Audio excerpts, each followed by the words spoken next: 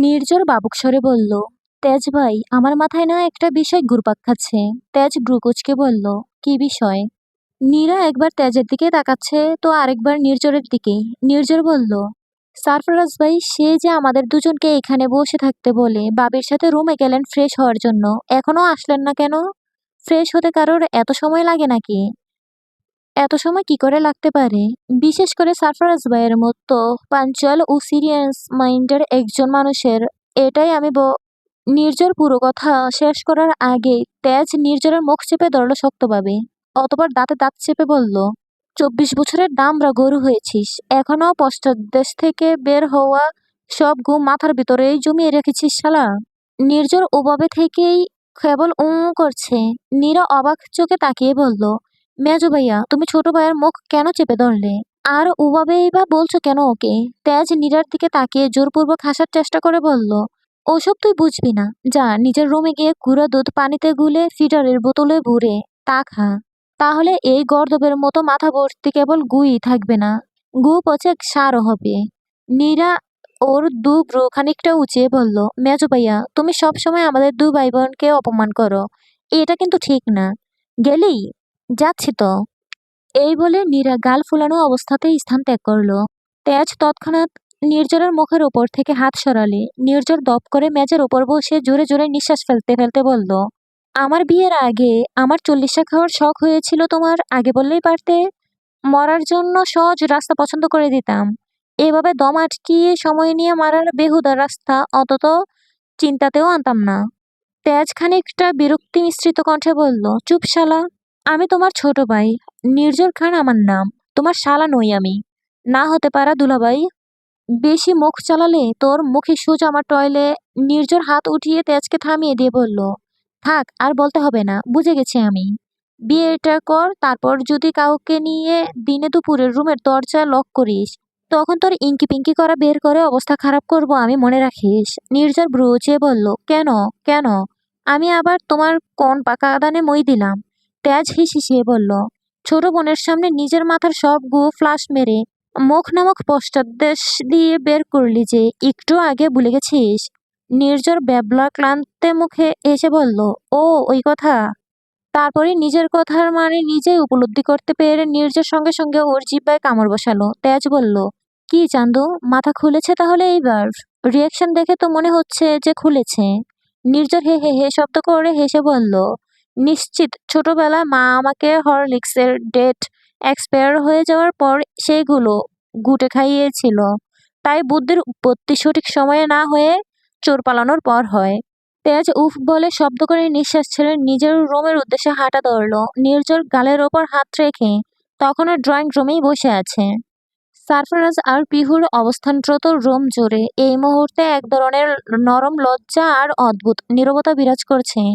ঘরের বাতিটা ম্লানভাবে আলো ছড়াচ্ছে। পিহু দু হাঁটু বাজ করে চুপচাপ বসে আছে বিছানার একপাশে। লম্বা কালো চুলগুলো হালকা এলোমেলো অবস্থায় ছড়িয়ে আছে। কিছু চুল অবাধ্যের ন্যায় মেঝেতে ছোঁয়ার বৃথা চেষ্টা করছে। পিহুর শ্যামরঙা গাল জোড়ায় ছড়িয়ে আছে হালকা লালচে আভা। দৃষ্টি দু পায়ের উপর স্থির। দু পায়ের শাহাদাত আঙ্গুল দ্বারা পায়ের উপর এসে পড়া ওড়নার আঁচলটা খুঁটে যাচ্ছে সে। সারফরাজের উন্মুক্ত বুকে কেবল একটা ট্রাউজার পরিহিত অবস্থায় সোফায় বসে পানি পান করছে। পরিচিত সেই গাঢ় নীলাভ মণি বিশিষ্ট তীক্ষ্ণ চোখ জোড়া পিহুর উপরে স্থির করে রেখেছে সে। শাওয়ার নিয়েছে একটু আগে, তাই উন্মুক্ত ফর্সা বুক জুড়ে থাকা লোমকূপগুলোতে জমে আছে বিন্দু বিন্দু পানি। হালকা জলজল করছে তা। সারফারাজ পানির গ্লাসটা টেবিলের উপর রেখে দৃঢ় স্বরে বলল, এইভাবে চুপচাপ আর কত সময় বসে থাকবে হায়াতি? আজ অনেকদিন পর সারফারাজের কণ্ঠে হায়াতি নামে নিজেকে সম্বোধিত হতে শুনে পিহু সঙ্গে সঙ্গে মাথা তুলে তাকালো সারফারাজের দিকে। পরপরই চোখাচোখি হতে লজ্জায় পিহু দৃষ্টি নামিয়ে নিয়ে নিচু স্বরে বলল, আমি এভাবেই ঠিক আছি। সারফারাজ ভ্রু তুলে বলল, ঠিক আছো বলে তো মনে হচ্ছে না, বরং মনে হচ্ছে আমি তোমাকে অপহরণ করে এনেছি, তাই বিছানার উপর চুপচাপ জড়সড় হয়ে বসে আছো। পিহু কিছুটা হকচকিয়ে উঠে বলল, কই না তো, আমি তো এমনি এমনি এভাবে বসে আছি। সারফারাজ এগিয়ে এসে বিছানার সামনে দাঁড়ালো। দৃষ্টি স্থির করলো পিহুর মুখশ্রী পানে। অতঃপর বলল, কথায় কথায় লজ্জায় মুচড়া যাওয়ার অভ্যাসটা কখনো তোমায় পিছু ছাড়বে না, তাই না বউ? পিহু কিছু না বলে দু হাঁটুর আড়ালে মুখ লুকালো। সারফারাজ হালকা হেসে বলল, পরপর দুবার বাসর করলাম, তবুও বউ আমার এমনভাবে লজ্জা পাচ্ছে যেন আজ আমাদের প্রথম রাত হতে চলছে। পিহুর ইচ্ছে হচ্ছিল ছুটে কোথাও পালিয়ে যেতে। পিহু ওভাবে থেকেই বলল, আপনার কি আর কোনো কাজ নেই আমাকে লজ্জা দেওয়া ছাড়া? আপাতত অবসর সময় কাটছে আমার।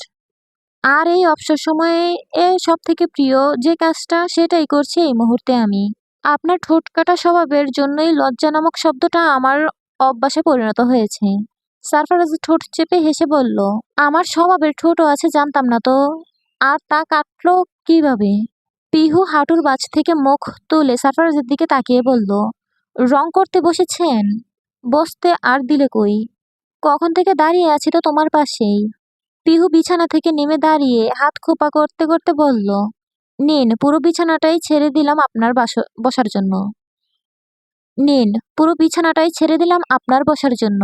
এই বলে পিহু যেতে নিলে সারফারাজ পিহুর হাতটা টেনে ধরে নিজের কাছে টেনে আনলো। কিছুটা কিছুটা দূরত্ব বিরাজ করেছে ওদের মাঝে এই মুহূর্তে।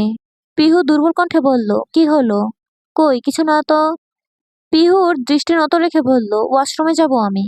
কেন? লজ্জারা আষ্টে পৃষ্ঠে জড়িয়ে নিচ্ছে প্রতি সেকেন্ডে পিহুকে। পিহু বলল, সব ভেঙে চুরে বলতে হবে আপনাকে আবার? বলতে পারবে না জানি, তাই বুঝে নিলাম। নিজেকে সারফারাজের হাতের বাঁধন থেকে মুক্ত করার খানিকটা চেষ্টা করে বলল, ছাড়ুন। আমার চোখের দিকে তাকিয়ে বলো, ছাড়ুন, ছেড়ে দিব। আমার লজ্জা করছে।